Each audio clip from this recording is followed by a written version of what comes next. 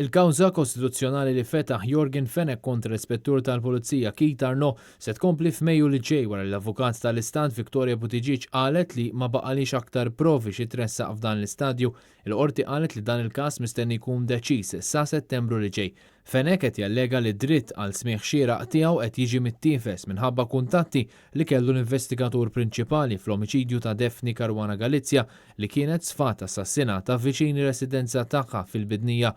Fenek qed jallega li Arnaud kellu rabtiet fil-qrib ma' Keith Schembri, ex-Chief of Staff tal-ex Prim Ministru Joseph Muscat, u deskriva l-investigazzjoni fuq l-irwol ta' Keith Schembri fl-assassinju ta' Caruana Galizia bħala waħda traskurata, approssimattiva jekk mhux dilettanteska. L-imħallef Wenzu Mintoff li qed jisma' l-proċeduri qal id-difiża li f'dan il-każ hemm żmien sa 2 ta' Mejju biex tippreżenta xi sottomissjonijiet ġodda li jista' jkollha. Skont Fenek f'dan il-każ jista' jkun hemm implikat Keith Schembri kif Melvin Tewma l-persuna li ngħata l-proklama fil-każ taħt xhieda ġuramentata iddikjara li kienu tawh ġob minn Kastilja wara li Keith Schembri se jaħlu fl-uffiċċju tal-Prim Ministru offrilu kafè u wara taħt tur ta' Kastilja.